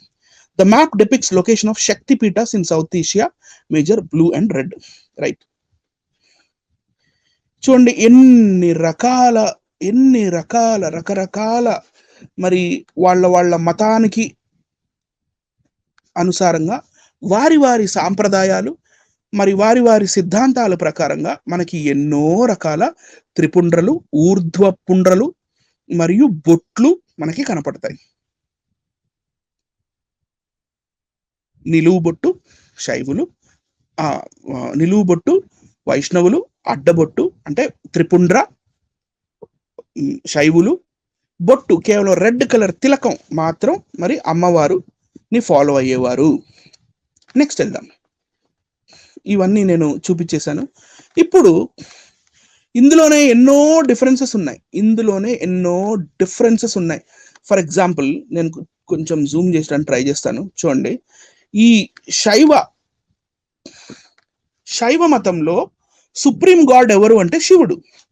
వైష్ణవ ట్రెడిషన్ లో సుప్రీం గాడ్ ఎవరు అంటే, సుప్రీం డియటీ ఎవరు అంటే విష్ణువు. శాక్తేయ మతంలో మరి సుప్రీం గాడ్ ఎవరు అని అంటే గాడెస్ దేవి, అమ్మవారు. మరి ఇది స్మార్థ మతంలో మరి సుప్రీం గాడ్ ఎవరు అని అంటే వేదాలు మరియు ఉపనిషత్తులు ప్రకారంగా ఒకవేళ తీసుకుంటే, అంటే వేదాలు ఉపనిషత్తుని మాత్రమే ఫాలో అయ్యే వాళ్ళని స్మార్థులు అనిగా చెప్పే వాళ్ళు కూడా ఉంటారు అని చెప్పాను నేను. జాగ్రత్తగా అర్థం చేసుకోవాలి. స్మార్థ మతంలో సుప్రీం గాడ్ ఎవరంటే పరబ్రహ్మం అని అంటారు. పరబ్రహ్మం, ఆ పరబ్రహ్మమే శివుడు అని శైవులు చెప్తారు, ఆ పరబ్రహ్మమే విష్ణు అని వైష్ణవులు చెప్తారు, ఆ పరబ్రహ్మమే అమ్మవారు అని శాక్తేయ మతస్థులు చెప్తారు. మరి అందరూ అన్ని నమ్మరు. చూడండి, శైవ మతస్థులు వేదాలు ఉపనిషత్తులు మరియు ఆగమాలు నమ్ముతారు. ఏది? వారి ట్రెడిషన్ కి సంబంధించినవే. వైష్ణవ మతం వారు వేదాలు ఉపనిషత్తులు ఆగమాలు నమ్ముతారు. ఏంటి? వారి మతానికి చెందిన పురాణాలు, వారి మతానికి చెందిన ఈ ఉపనిషత్తులు ఇలాంటివి మాత్రమే ఆగమ శాస్త్రాలు. వైష్ణవ ఆగమ శాస్త్రాలు. ఆగమ శాస్త్రాలు ఏంటంటే టెంపుల్ రూల్స్ అండి. సింపుల్ గా గుడి ఎలా కట్టాలి, ఏ సీజన్ లో ఏ రిచువల్ చేయాలి, లేకపోతే మరి ఏ పండగలు ఎలా చేయాలి, ఏ పూజలు చేసేటప్పుడు ఎంతమంది పూజారులు ఉండాలి, తర్వాత మరి అది అన్న నవీన్ అన్న, అది దాన్ని ఏమంటారు, పొద్దున్నే స్నానం చేపిస్తారు చూడండి అన్న, ఆ, అదే గాయత్రి పాలు మంత్రం. గాయత్రి పాలు మంత్రమా? పాలు, మజ్జిగ, పెరుగు, ఇవన్నిటితో ఆ ఏవైతే చేస్తారో స్నానాలు, విగ్రహ స్నానాలు, ఇవన్నీ ఎలా చేయాలి ఏంటి, ఇవన్నీ ఆగమ శాస్త్రాల్లో ఉంటుంది. తర్వాత ఈ శాక్తేయులు మరి వేదాలు ఉపనిషత్తులు మాత్రమే నమ్ముతారు. ఈ శాక్తేయులకు మళ్ళీ ఆగమ శాస్త్రాలు ఉండవు. స్మార్త మతస్థుల్లో కూడా ఆగమ శాస్త్రాలు ఉండవు. తర్వాత ఇంకా చాలా ఉన్నాయి. భక్తి భక్తి మార్గం అనేది స్మార్త మతంలో ఆప్షనల్, కానీ ఇందులో ఉండాలి. శైవ మతంలో, వైష్ణవ మతంలో, శాక్తేయ మతంలో, స్మార్త మతంలో తప్ప. తర్వాత ఇంకా రకరకాలు, ఇవన్నీ ఒకటిగా ఉండవు. ఇవన్నీ ఒక్కొక్కరిది ఒక్కొక్క టైప్ ఆఫ్ బిలీఫ్, ఒక్కొక్క టైప్ ఆఫ్ ట్రెడిషన్, ఒక్కొక్క టైప్ ఆఫ్ కస్టమ్స్, రైట్ అండి. తర్వాత వీళ్ళ ఫిలాసఫీ చూద్దాం. శైవుల ఫిలాసఫీ ఏంటి? సిద్ధాంతం ద్వైత, విశిష్టాద్వైత, అద్వైత. తర్వాత క్వాలిఫైడ్ అద్వైత. వైష్ణవులదేంటి? విశిష్టాద్వైతం, ద్వైతం, క్వాలిఫైడ్ అద్వైత అండ్ అద్వైత. మరి శాక్తేయులు ఓన్లీ శక్తి అద్వైతం మాత్రమే, అమ్మవారి అద్వైతాన్ని మాత్రమే నమ్ముతారు, ద్వైతాన్ని నమ్మరు. మరి స్మార్తులు కూడా ద్వైతాన్ని నమ్మరు. ఈ రకరకాల డాక్ట్రిన్స్ వెళ్ళాయి. మరి సన్యాసి లైఫ్ మరి యాక్సెప్ట్స్, మరి శైవులు మరియు స్మార్తులు రికమెండ్ చేస్తారు, వైష్ణవులు మరియు శాక్తేయులు యాక్సెప్ట్ చేస్తారు. సో ఇలా రకరకాలుగా మరి మనకి ఉంటాయి. తర్వాత శివానే బ్రాహ్మణ్ అంటే పరబ్రహ్మం, అంటే బ్రాహ్మణ్ అనే ఒక సుప్రీం డియటీ ఉంటాడు. ఆ డియటీ ఎవరంటే శివుడు, వీళ్ళ ప్రకారం శైవుడు. మరి ఈ ఆత్మన్ లేకపోతే బ్రహ్మన్ ఎవరంటే విష్ణువు, వైష్ణవుల ప్రకారం. ఈ బ్రాహ్మణ్ లేకపోతే ఆత్మన్ ఎవరంటే అమ్మవారు, దేవి. సో ఇలా రకరకాలుగా ఉంటాయి.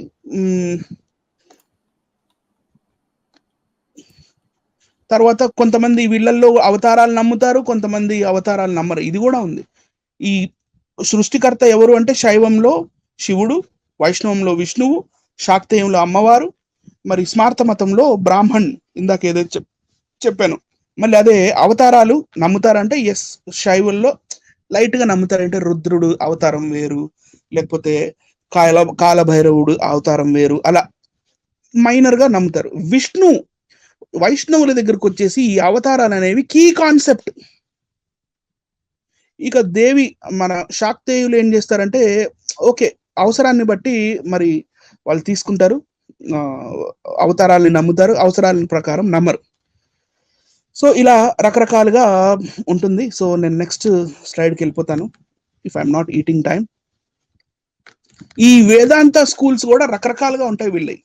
ఏది ద్వైతము, అద్వైతము, విశిష్టాద్వైతము, ఇవన్నీ నేను ఏదైతే ఇప్పటిదాకా చెప్పానో ఇవన్నీ స్టార్ట్ అయింది ఎప్పుడు? మొట్టమొదట స్టార్ట్ అయింది భేద అంటే ద్వైతం అద్వైతం, దేవుడు ఆయన ఒకడుగా ఉంటాడు, తర్వాత జీవుడు మరియు పరమాత్ముడుగా కూడా ఉంటాడు అనేది ఆ భేద 4th century AD, లేకపోతే కామన్ ఎరా అని అంటారు కదా చాలా మంది. AD అన్నా కామన్ ఎరా అన్నా క్రీస్తు శకం అన్నా ఒకటే. ఈ భేద అనేది మొట్టమొదటి స్టార్ట్ అయింది. తర్వాత 5 నుంచి 8వ శతాబ్దం ఆ టైంలో, అంటే బాగా పక్వతకు వచ్చింది 8వ శతాబ్దంలో. ఏంటి? అద్వైత సిద్ధాంతం. తర్వాత 11వ శతాబ్దంలో పరిపక్వతకు వచ్చింది విశిష్టాద్వైతం, రామానుజాచార్యుల వారు. ద్వైత సిద్ధాంతం మధ్వాచార్యులు పుట్టేదాకా ద్వైత సిద్ధాంతం అనే సిద్ధాంతమే లేదు అసలు హిస్టరీలో. మధ్వాచార్యులు వచ్చేదాకా ద్వైత సిద్ధాంతాన్ని ఎవరు నమ్మలా. 11వ శతాబ్దం వరకు విశిష్టాద్వైతం కాన్సెప్ట్ లేదు. 19వ శతాబ్దంలో వివేకానంద స్వామి మరియు రాధాకృష్ణ స్వామి వారు నియో వేదాంత అంటే కొత్త వేదాంతాన్ని తీసుకొచ్చారు వాళ్ళు 19వ శతాబ్దంలో. ఈ భేద 4th centuryలో ఏదైతే భేద అనే ఫిలాసఫీ లేకపోతే సిద్ధాంతం వచ్చిందో, ఇందులో మళ్ళీ రకాలు ఉపదిక, భాస్కర, మళ్ళీ తర్వాత ద్వైతాద్వైత నింబార్కులు దీన్ని ఫాలో అవుతారు, వీళ్ళు భాస్కర సిద్ధాంతం వాళ్ళు ఫాలో అవుతారు.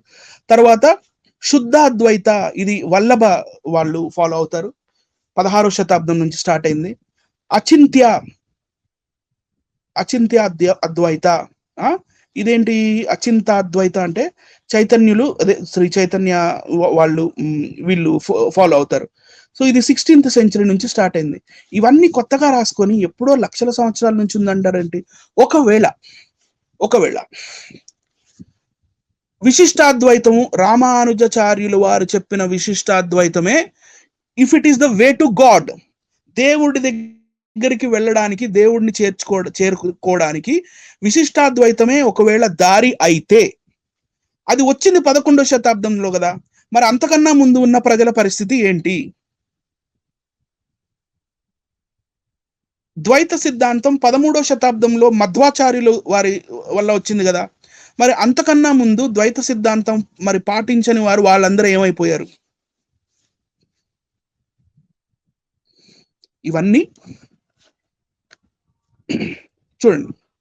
ఇప్పుడు ఒకళ్ళంటే ఒకళ్ళకి పడుతుందా, వీళ్ళందరూ ఒకటేనా అని జాన్ గారు అడిగారు నన్ను. ఓకే సార్ చెప్తానన్నాను. చూడండి ఇక్కడ ఏం రాశారు, అద్వైతం అంటే అది కాదు స్వామీజీ, చిన్న జిఆర్ స్వామి వ్యాఖ్యలపై పరిపూర్ణానంద స్వామి వారు మరి ఆయనని మందలించటం జరిగింది. అద్వైతం అంటే అది కాదు స్వామీజీ, స్వామి పరిపూర్ణానంద, చిన్న జిఆర్ స్వామి, భారత్ టుడే. తర్వాత వీళ్ళకి సిద్ధాంతాలు కూడా పడవు, సిద్ధాంతాలు రాద్ధాంతాలు చేయడానికి కాదు చిన్న జిఆర్ స్వామి వ్యాఖ్యలపై స్పందన, రైట్? ఎందుకంటే ఈయన వచ్చేసి శ్రీపీఠానికి చెందిన ఆయన పరిపూర్ణానంద స్వామి వారు, చిన్న జిఆర్ గారు వచ్చేసి ఉభయ వేదాంతాచార్య పీఠానికి చెందినవారు. ఈతను వైష్ణవుడు, ఇతను శాక్తేయుడు అనుకుంటున్నాను నేను బొట్టు ప్రకారంగా. లేదు శాక్తేయుడు కాదండి, వేదాలని ఫాలో అవుతారు. తను చెప్పారు నేను వేదాలని ఫాలో అవుతానని ఒక వీడియోలో చెప్పారు. తర్వాత అంటే ఒక వీడియోలో ఏమో నేను వైష్ణవులు కూడా చెప్పారు, వైష్ణవులు కూడా చెప్పారు. ఓకే, అయితే ఏండ కాకూడదు అంటారా? వైష్ణవ్ కాదు, ఇది శైవం అని కూడా చెప్పారు. ఓకే, తర్వాత ఇక్కడ చూడండి, ఇక్కడ మరి మన సార్ కనపడుతున్నారు. ఇది మీకు క్లియర్ కనపడుతుందా? ఈ దిస్ పర్సన్ మీరు గుర్తుపడతారా? ఈ పర్సన్ ఎవరో? ఈయన మన సార్ అండి, ఈయన మన సార్, మన డాక్టర్ గారు. మన డాక్టర్ గారు కూడా చిన్న జిఆర్ గారికి కౌంటర్ ఇచ్చారు. ఓకే, అంటే ఈయన శైవ కాదు, శైవ స్మార్త రెండు కలిపి. ఓ మిక్సింగ్. Okay right. ఇక్కడ ప్రసాద్ గారి అడ్డబొట్టుని చూస్తే మనకి తను శైవ మతానికి చెందినవారని మనకు తెలిసిపోవాలా. Okay right. ఈ డాక్టర్ గారు మరి జిఆర్ స్వామి గారికి కౌంటర్ వీడియోలో మరి మాట్లాడారు. కౌంటర్ వీడియోలో ఎందుకు మాట్లాడారంటే వీళ్ళ మతాలు వేరని వీళ్ళకి తెలుసు. బయట మాత్రం కలిసి ఉన్నట్టు యాక్టింగ్ చేస్తారు అనమాట. స్పెషల్ డిస్కషన్ ఆన్ చిన్న జిఆర్ స్వామి కామెంట్స్ ఆన్ జగద్గురు. అసలు జగద్గురు ఎవరు? జగద్గురు శంకరాచార్యుల వారు కాదు, రామానుజాచార్యులు. శ్రీ మహావిష్ణువుకి మరి వేదాలు మరి ఉపనిషత్తులు వగైరా ఇవన్నీ నేర్పించిందంతా ఆయనే అని చిన్న జిఆర్ గారు చేసిన కామెంట్ వీళ్ళకి నచ్చక చిన్న జిఆర్ గారి మీద వీరు ఒక వీడియో కూడా చేయడం జరిగింది. అందులో మీరు బంగారయ్య శర్మ గారు కూడా మీరు చూడవచ్చు. బంగారయ్య శర్మ గారు మరి ఏ పీఠానికి? శృంగేరి పీఠం అనుకుంటున్నాను నేను, మరి ఐ డోంట్ నో. తర్వాత చిన్న జిఆర్ స్వామి బంగారయ్య శర్మ గారు ఆర్య సమాజ్ అండి. ఓకే. చిన్న జిఆర్ స్వామికి పబ్లిక్ ఛాలెంజ్ విసిరిన శృంగేరి ఉభయ రాష్ట్రాల సంచాలకుల బంగారయ్య శర్మ. శృంగేరి ఉభయ రాష్ట్రాల శృంగేరి పీఠం అంటున్నా ఉంది కదా సార్? జాన్ సార్, శృంగేరి పీఠం అట.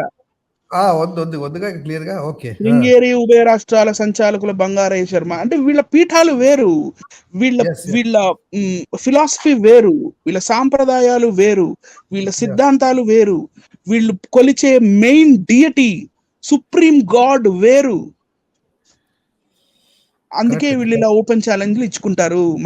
సామాన్య ప్రజలకు ఇవి తెలియదు. జగద్గురు జగడం, నా ఛాలెంజ్ కు కట్టుబడి ఉన్నా అని బంగారయ్య శర్మ గారు అంటున్నారంట. చిన్న జిఆర్ గారితో డిబేట్ చేస్తారట, ఏదో ఛాలెంజ్ అట. చూసారా? ఆ పోలికలేంటి స్వామీజీ, కోట్ల మంది గుండెలను పిండేసింది ఇలా. సో ఇది ఎందుకంటే నిలువు బొట్టు, ఇదేమో కేవలం రౌండ్ బొట్టు, రైట్? ఓకే. తర్వాత చూద్దాం. జగద్గురువుల వ్యాఖ్యలకు సరైన జవాబిచ్చిన వేద పండితులు ఎవరో ఇంకొకసారి వచ్చారు ఇక్కడ. తర్వాత ఇలా ఈ ద్వైతం అంటే అది కాదు, అద్వైతం అంటే ఇది కాదు, అది ఇది వీళ్ళకి సిద్ధాంతపరంగా పడదు. వీళ్ళ స్కూల్ ఆఫ్ థాట్ వేరు. తర్వాత ఇక్కడ మరి శ్రీ స్వరూపానందేంద్ర స్వామి మన వసుంధర పబ్లికేషన్స్ వారి సంపూర్ణ శ్రీ శివమహాపురాణం అనే బ్లూ కలర్ పుస్తకం ఏదైతే ఉంటుందో దాని మీద స్వరూపానందేంద్ర స్వామి వారి ఆశీస్సులతో అని రాసి ఉంటుంది. వారు విశాఖ శారదా పీఠానికి చెందిన వారు. వారు శైవుల పైన కూడా వీళ్ళు కౌంటర్ చేసేస్తుంటారు. రైట్. సన్యాసం తీసుకున్నాక బర్త్డేలా Bangarayya Sharma comments on Swaroopananda Swami. So వీళ్ళ డాక్టరీన్స్ అన్ని వేరువేరుగా ఉన్నాయి కాబట్టి వీళ్ళు సూపర్ గా హ్యాపీగా. తర్వాత మళ్ళీ ఇంకా రకరకాలు ఇంకా చాలా చూపించవచ్చు, చాలా చెప్పొచ్చు. ఇది చాలా డీప్ సబ్జెక్ట్. వీళ్ళ స్క్రిప్చర్స్ అన్ని వేరువేరుగా ఉంటాయి. వీళ్ళ స్క్రిప్చర్స్ ఇవన్నీ నేను చూపిస్తున్నాను. ఈ ఆగమ శాస్త్రాలు అంటే ఇవే. మందిర నిర్మాణాలు, మందిరంలో ఎలా ఉండాలి, మందిరంలో జరగాల్సిన తంతు లేకపోతే మందిరంలో జరగాల్సిన పనులు, దేవాలయాల్లో పాటించాల్సిన సాంప్రదాయాలు, ఇవన్నీ కూడా ఆగమ శాస్త్రాల్లోనే ఉంటాయి. వైష్ణవ ఆగమ శాస్త్రాలు వేరు, శైవ ఆగమ శాస్త్రాలు వేరు, శాక్తేయుల ఆగమ శాస్త్రాలు వేరు. ఈ వైదిక మతం ని పాటిస్తున్న వారు, వేదాల్ని నమ్ముతున్న వారు రామాయణ మహాభారతాల్ని పురాణాలని నమ్మరు.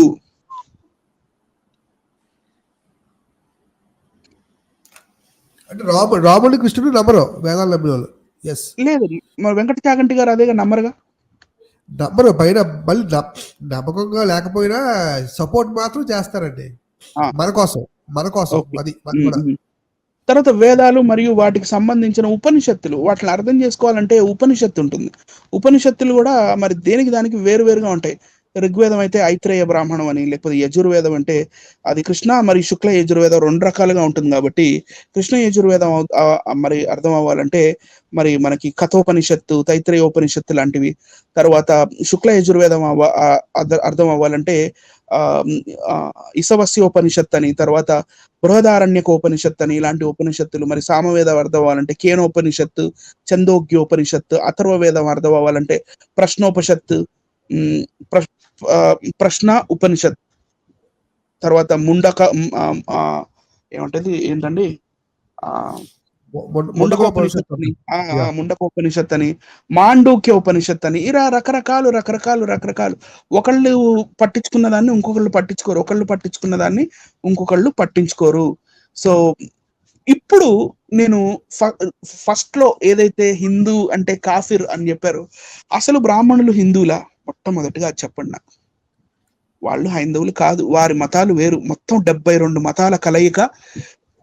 శంకరాచార్యుల కాలంలో 72 మతాల్ని కలిపి అది హిందూ మతంగా అయిందని బంగారయ్య శర్మ గారు ఇంతకు ముందు స్టేట్మెంట్ ఇవ్వడం జరిగింది. సో వీరు ఆయా వారి మతాల్లో వైష్ణవులు, శైవులు, శాక్తేయులు స్మార్తులుగా ఉన్నారే కానీ వాళ్ళు హిందువులు, మేము హిందువులము అని బ్రాహ్మణులు ఒప్పుకోవటం నేను ఇప్పటిదాకా మరి చాలా కొద్ది మంది ఏదో సంజాయిషి చెప్పుకోవాలి కదా అని చెప్పి అవును మేము హిందువులని చెప్పడం నేను చూశానే కానీ ఒక పర్ఫెక్ట్ రీజన్ తో ఎస్ ఐఎమ్ హిందూ అని చెప్పలేదు.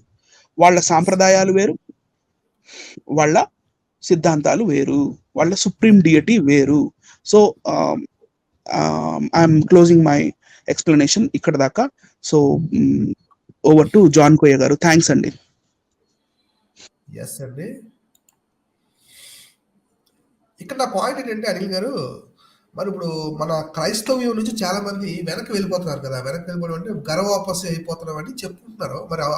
మరి ఎంతవరకు ఆయన నాటకాలు ఆడుతున్నారో లేకపోతే నిజంగా వెళ్ళిపోతున్నారో మనకు నిజంగా తెలీదు. వెళ్ళిపోతున్నారు కదా, మరి వెళ్ళిపోయిన వారు ఇంక వెళ్ళిపోవాలి, నేను క్రిస్టియానిటీని వదిలేయాలి, నేను హిందువుగా మారిపోవాలి అని వెళ్ళిపోవాలనుకున్న వారు అందరూ కూడా ఈ డివిజన్స్లో ఎందులోకి వెళ్తున్నారు? మీరు ఎందులోకి వెళ్తున్నారో ఆలోచించుకొని వెళ్ళండి. కానీ ఎందులోకి వెళ్తున్నారో ఒక క్లారిటీ తీసుకొని వెళ్తే ఒక క్లారిటీ ఉంటుంది.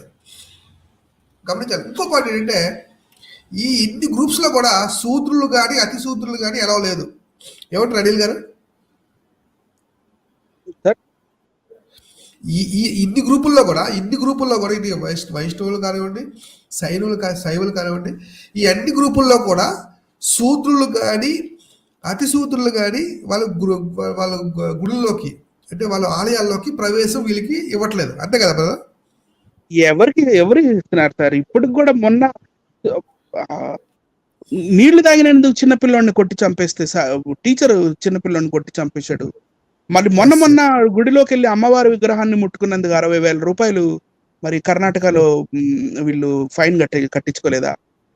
మరి ఇక్కడ సికింద్రాబాద్ లో ఉన్న చర్చ్, మన సికింద్రాబాద్ లో ఉన్న మందిరంలో మరి గర్భగుడిలోకి ప్రవేశించడానికి ట్రై చేస్తున్న అతన్ని అతను మరి అక్కడ పూజారి కాలుతో తన్ని మరి కొట్టలేదా? మనం ఆ వీడియో చూడలేదా?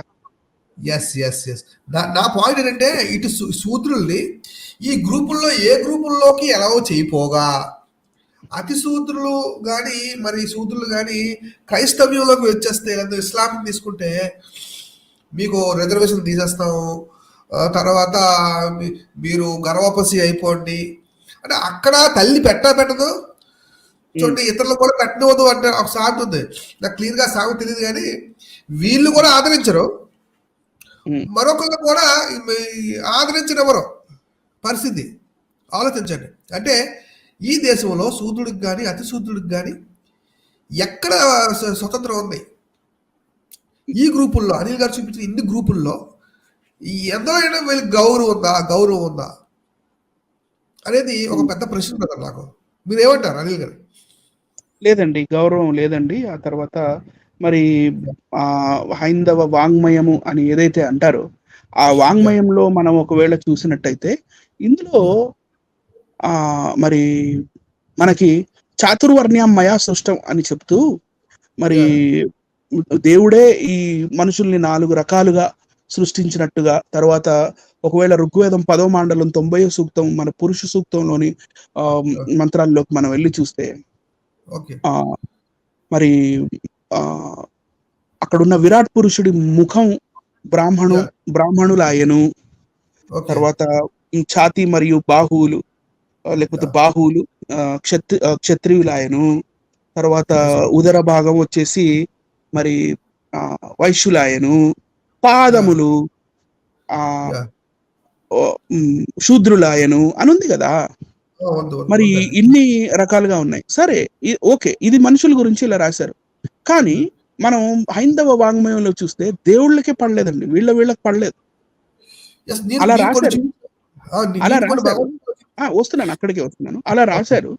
రాయటమే కాకుండా శైవ మతంలో ఉన్న వాంగ్మయాల్లో వైష్ణవ మతం గురించి ఏం చెప్పారంటే, ఒకవేళ వాళ్ళని పూజిస్తే మీకు నరకం అని చెప్పారు.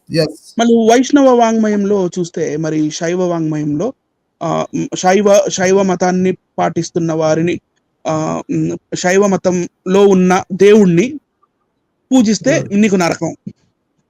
మళ్ళీ అమ్మవారి దగ్గరికి వచ్చేసరికి అమ్మవారి దగ్గర శ్రీదేవి భాగవతం ఏం కానీ, కాళికా పురాణంలో ఏం కానీ, వీటిల్లో కూడా మరి ఇతర దేవుళ్ళని పూజించకూడదు అని మనకు క్లియర్ గా కనపడుతుంది. సో ఈ విషయాలు మరి జాన్ కోయ గారు చెప్తారని నేను ఆశిస్తున్నాను. Sir, over to you sir. కొన్ని విషయాలు నేను ఎక్కువ కదా, ఒక 10 స్లైడ్లు మాత్రం ఉన్నాయి, చిన్నవి, చాలా చిన్నవి. మీరు చెప్తుండండి, నేను ఒకసారి అవుట్ అయిపోయి నేను మళ్ళీ ఇన్ అవుతాను సార్. ఖచ్చితంగా ఒక్క 2 minutes లో జాయిన్ బ్యాక్ అవుతాను మిమ్మల్ని. రైట్. ఒక్క నిమిషం అండి. ఎంతవరకు చక్కటి విషయాలు అనిల్ గారు చెప్పారు. అందులో ఏమైనా ప్రశ్నలు ఉంటే అడిగితే కనుక అనిల్ గారు అది కూడా మనకి చూపిస్తారండి. ఆయన చెప్తారు, మళ్ళీ కాబట్టి మీకు ఎక్స్ప్లెయిన్ చేసి చూపిస్తారు. దయచేసి గమనించాలి. ఒక్క నిమిషం వచ్చేస్తాను.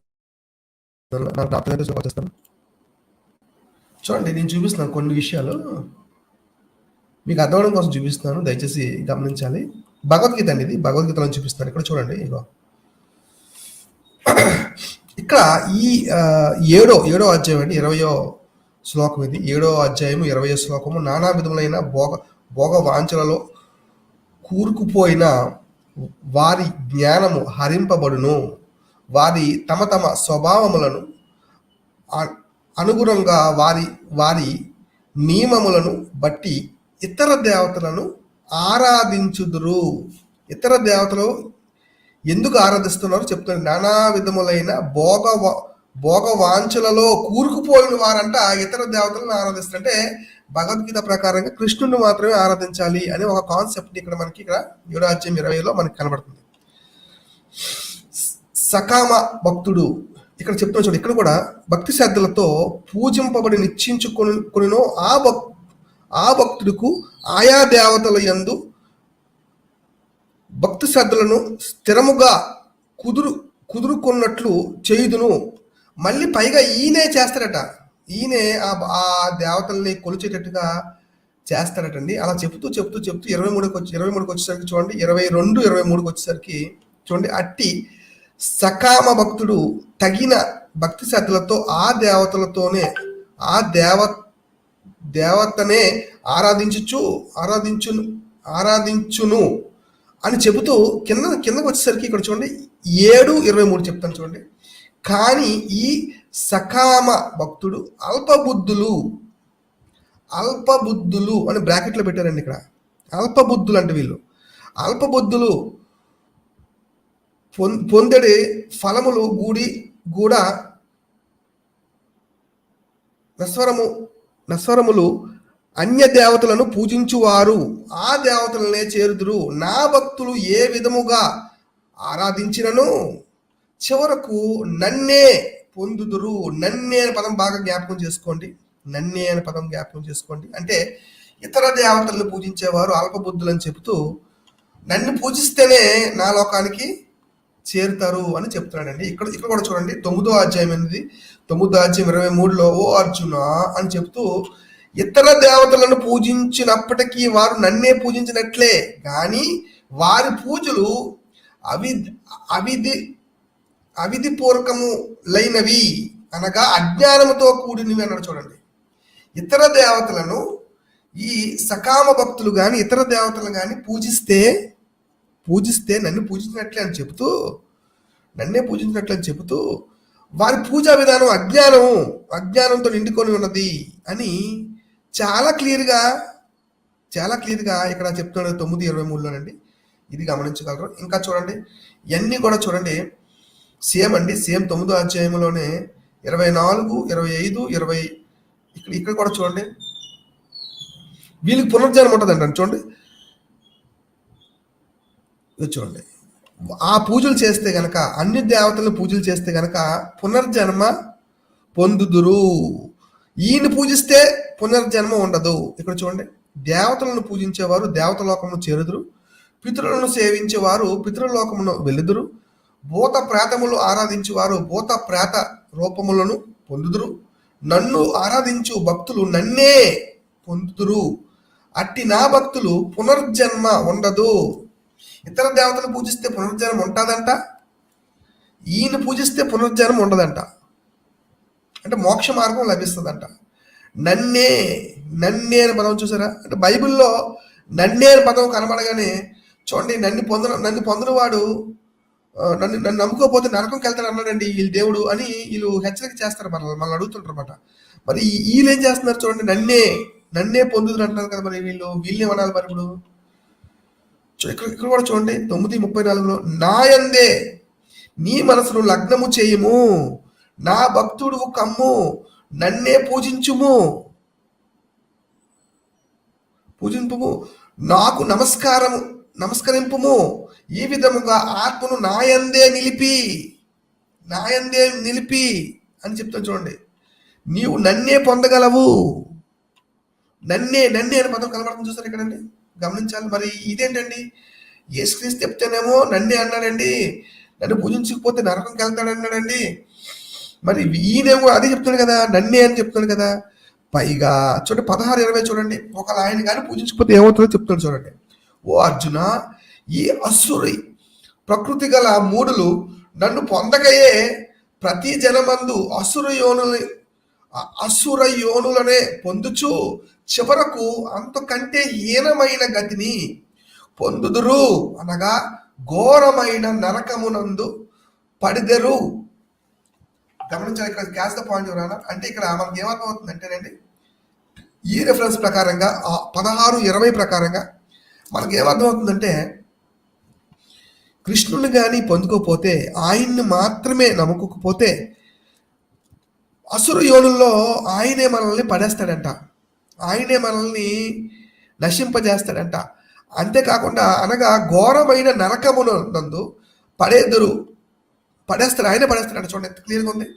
మరి చిన్నజీఆర్ గారు, మరి బైబిల్ దేవుడు యేసుప్రభు వారు ఆయన నమ్ముకోకపోతే నరకానికి పడేస్తాడు అంటున్నాడు, శిక్షిస్తాడు అంటున్నాడు అని మీరు అంటున్నారు కదా. మరి ఇక్కడ భగవద్గీతలో 16:20లో ఎంతో క్లియర్గా నరకంలో పడేస్తాను అంటున్నాడు. మరి మరి దానికి ఏమంటారండి మీరు గమనించాలి. ఇంకా చూడండి, ఇక 18వ అధ్యాయంకి వచ్చేస్తేనండి, ఓ అర్జున, నీవు నాయందే మనసు నిలుపుము, నా భక్తుడు కమ్ము, నన్నే సేవింపుము. నన్నే, ఈ నన్నే అనే పదాలు చాలా ప్లేసుల్లో 18వ అధ్యాయం 65లోను, 18వ అధ్యాయము 66లోను, 18వ అధ్యాయం 66లోను, చూడండి ఇక్కడ చూడండి, 18వ అధ్యాయం 67లోను, 18వ అధ్యాయము 68. మనం ఎన్ని చూసుకుంటే ఈ గీతాసారం కోసం కూడా చెప్తాడండి. ఇక్కడ గీతాసారం అందరికీ చెప్పకూడదట. ఇక్కడ మళ్ళీ చూడండి, ఎవరైతే కృష్ణుడు భక్తుడిగా ఉంటాడో వాడే మాత్రమే మరి నాయందు పరమ భక్తుడు కలిగి ఈ నేను చదువుతానండి. పర్లేదు మీరు గొంతు సవరించుకోండి, ఎందుకంటే మీకు ఐ థింక్ జలుబు ఉంది. ఓకే. 1866 18వ అధ్యాయము 66లో ఏముంటుందంటే, అన్ని ధర్మాలను వదిలేసి నన్నే నువ్వు ఫాలో అవ్వాలి అని మనకు అక్కడ కనపడుతుంది. సో తర్వాత 18వ అధ్యాయము 67వ శ్లోకంలో భగవద్గీత గురించి చెప్తున్నానండి. భగవద్గీత 18వ అధ్యాయము 67వ శ్లోక తాత్పర్యం మనకేం చెప్తుందంటే, తపస్సంపన్నుడు కాని వానికి, అంటే తపస్సు చేయని వాడికి, తపస్సు ఎవరు చేయాలి? బ్రాహ్మణులు చేయాలి.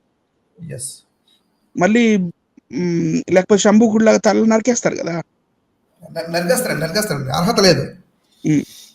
సో తపస్సంపన్నుడు కాని వానికి, అంటే బ్రాహ్మణుడికి తప్ప ఇంకా వేరే ఎవరికైనప్పటికీ, భక్తి రహితునకును, భక్తి లేనోడికి, వినవలెనను కుతూహలము లేని వానికి, వినాలని ఇష్టం లేని వాడికి, నీవు ఈ గీతారూప రహస్యోపదేశమును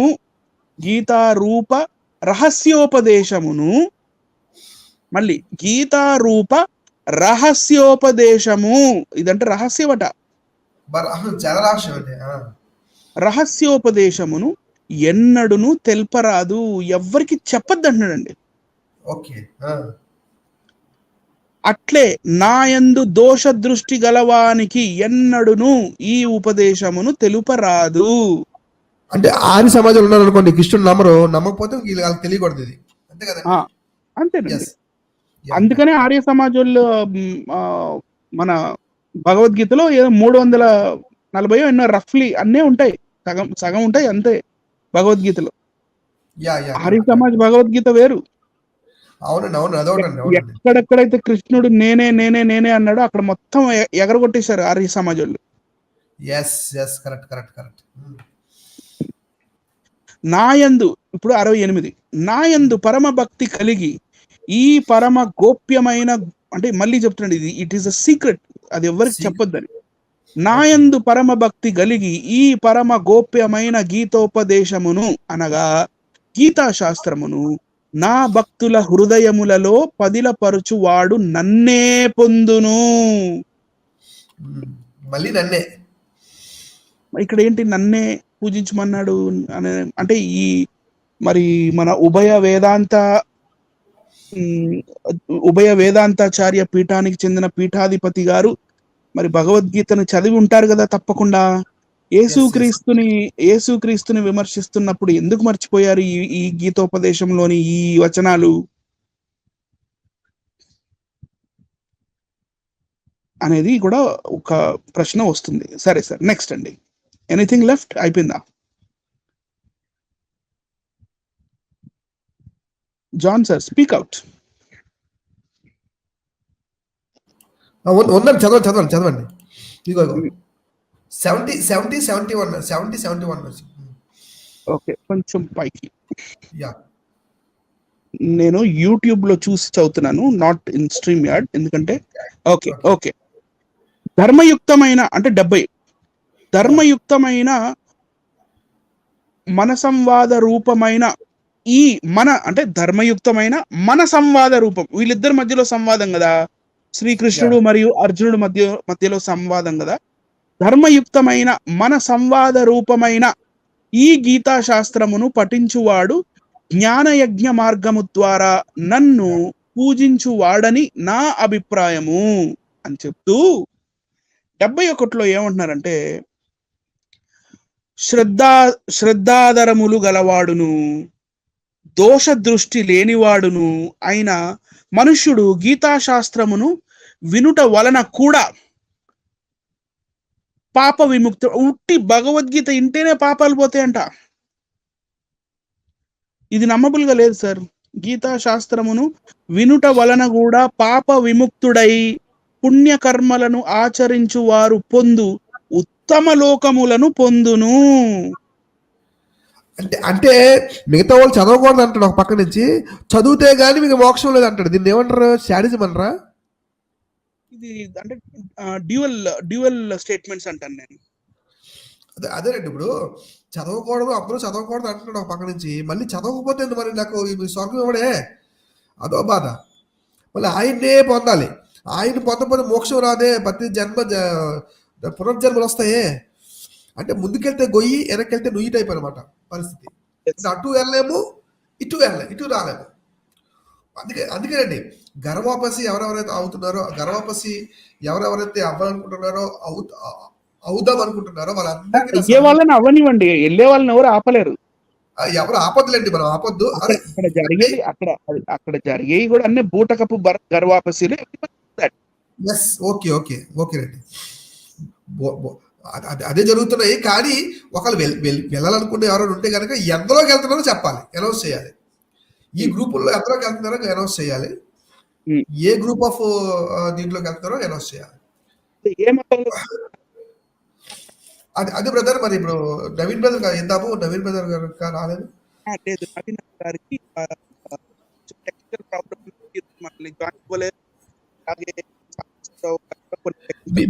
మీ వాయిస్ కట్ అవుతుంది, కొంచెం గట్టి చెప్తారా? కొన్ని టెక్నికల్ ప్రాబ్లమ్స్ వల్ల బ్రదర్ నవీన్ కుమార్ గారు మరియు బ్రదర్ సాంబశివరావు కాబట్టి ఇక్కడతో మనం ముగిద్దామండి. అయితే ఫైనల్ వర్డ్స్ మీరు చెప్పండి, నేను వర్డ్స్ చెప్పి క్లోజ్ చేస్తాను. ఫైనల్ వర్డ్స్ ఏంటంటే, నేనేం చెప్పాలనుకుంటున్నానంటే, ఈ హిందూ మతం, హిందూ ధర్మం అని వీళ్ళు ఊరికే అలా పైకి చెప్తున్నారు, కానీ లోపల ఉన్నాయి దగ్గర 72 మతాలు. ఇది నా స్టేట్మెంట్ కాదు, బంగారయ్య శర్మ గారి స్టేట్మెంట్. ఈ 72 మతాల ఈ కలగూర గంపని కలిపితే వీళ్ళు వస్తారు, రైట్? ఇందులో ఎన్నో శాఖలు, ఎన్నో ఉపమతాలు, ఎన్నో సాంప్రదాయాలు, ఎన్నో సిద్ధాంతాలు, ఎంతో మంది మరి వారి కొత్త దేవుళ్ళు, వారి ఇష్ట దేవుళ్ళు, వారి కుల దేవుళ్ళు రకరకాలుగా ఉన్నారు. సుప్రీం డియటీ ఎవరైతే ఉన్నారో, పరబ్రహ్మం లేకపోతే బ్రహ్మం అని ఏదైతే చెప్తారో వాళ్ళు కూడా వేరువేరుగా ఉన్నారు. శైవంలో శివుడు, వైష్ణవంలో విష్ణువు, శాక్తేయంలో అమ్మవారు, మరియు స్మార్థములో కేవలం వేదాల్లో ఉన్న పరబ్రహ్మం మాత్రమే సుప్రీం డియటీ అని అంటున్నారు. అలాగే వీరికి ద్వైతం, విశిష్టాద్వైతం, తర్వాత అద్వైతం, ఆ తర్వాత ఇంకా రకరకాలుగా చాలా ఇవి ఉన్నాయి. తర్వాత మీమాంసలు ఉంటాయి, పూర్వ మీమాంస, ఉత్తర మీమాంస, తర్వాత రకరకాల మతానికి రకరకాల గుళ్ళు, ఒక్కొక్క గుడికి ఒక్కొక్క ఆగమ శాస్త్రాలు, ఇవన్నీ మరి సామాన్య ప్రజలకు తెలుసా? సో ఈ నా ఛానల్లో ప్రోగ్రామ్ చూస్తున్న మన ఎవరైతే ఉన్నారో వాళ్ళు ఒక్కసారి నాకు టైప్ చేసి చెప్పండి చాట్ లో, ఇవన్నీ ఇంతకు ముందు తెలుసా? ఇన్ని రకాలు ఉండేవి, ఇన్ని రకాల మతాలు ఉన్నాయి వైష్ణవంలోనే, మరి లేకపోతే శైవంలోనే. వైష్ణవంలో ఇన్ని మతాలు ఉంటే ఆ వైష్ణవంలోనే ఒకరంటే ఒకరికి పడదు. రామానుజుల వారి సాంప్రదాయంలో ఉన్న వారికి ఈ ఇస్కాన్ వారంటే పడదండి. రామానుజులాచారి వారి ఈ మన సాంప్రదాయంలో ఉన్నవారు, లేకపోతే ఈ మన ఉభయ వేదాంత పీఠంలో ఉన్నవారు, వీరికి ఇస్కాన్ వారంటే పడదు. తర్వాత మళ్ళీ ఇందులోనే గౌడీయ వాళ్ళకి నింబార్క అంటే పడదు, నింబార్క వాళ్ళకి శ్రీ సాంప్రదాయం అంటే పడదు. అలా రకరకాలుగా ఉన్నాయి. ఓన్లీ కేవలం వైష్ణవంలోనే. మరి శైవంలో రకరకాలు, శైవంలోనే మళ్ళీ రకరకాలు. మరి ఈ శాక్తేయంలో కూడా రకరకాలు. దేవి సాంప్రదాయం, కాళికా సాంప్రదాయం, తర్వాత అమ్మవారి మరి రూపాలు చాలా ఉన్నాయి. తర్వాత మరి భారతదేశంలో కొంతమంది 18 శక్తి పీఠాలు అంటారు, కొంతమంది 51 అంటారు, కొంతమంది 108 అంటారు. దాంట్లో కూడా ఒక ప్రాపర్ ఫిగర్ లేదు. సో మరి అందులో కూడా రకరకాల ఆగమ శాస్త్రాలు. సో ఈ కలగూర గంప మొత్తాన్ని మరి ఎవరినైతే మీరు ఘర్వాపసి అనే పేరే తప్పు. అసలు యాక్చువల్గా భక్తి మూమెంట్ మన భారతదేశంలో, దక్షిణ భారతదేశంలో 7వ శతాబ్దంలో వచ్చిన భక్తి మూమెంట్ 15వ శతాబ్దం దాకా, లేకపోతే 16వ శతాబ్దం దాకా భారతదేశంలో ఈ భక్తి మూమెంట్ కొనసాగింది.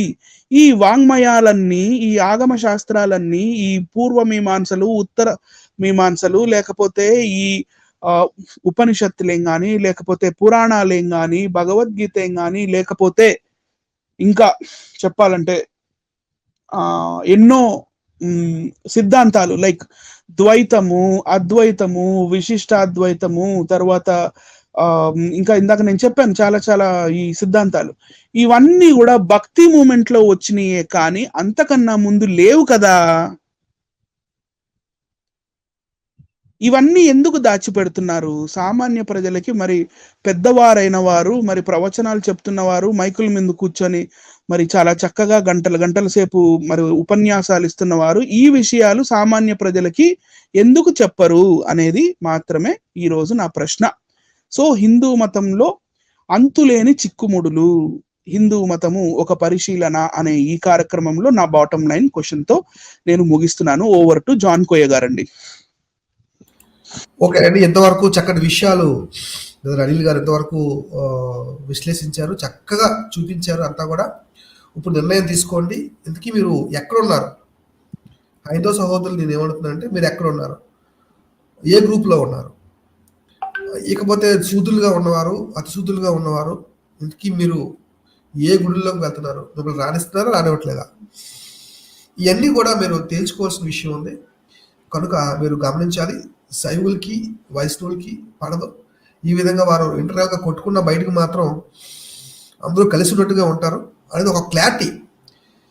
హిందూ మతానికి ఒక క్లారిటీ అనేది లేదు అని ఇందుమూలంగా నేను తెలియజేస్తూ ఇక్కడితో ఈ కార్యక్రమాన్ని నేను ముగిస్తూ ఉన్నాను. Thank you all. మళ్ళా మంచి ప్రోగ్రాంలో మళ్ళీ మనం కలుసుకుందాం. Thank you. ఇంతవరకు ఓపికతో విన్నందుకు మీకు అందరికీ కృతజ్ఞతలండి. ఇంతవరకు నా ఛానల్ సబ్స్క్రైబ్ చేసుకోకపోతే దయచేసి సబ్స్క్రైబ్ చేసుకోండి, లైక్ చేయండి, షేర్ చేయండి. ఇంకా లేటెస్ట్ వీడియోల కోసం బెల్ ఐకాన్ మీద క్లిక్ చేయండి.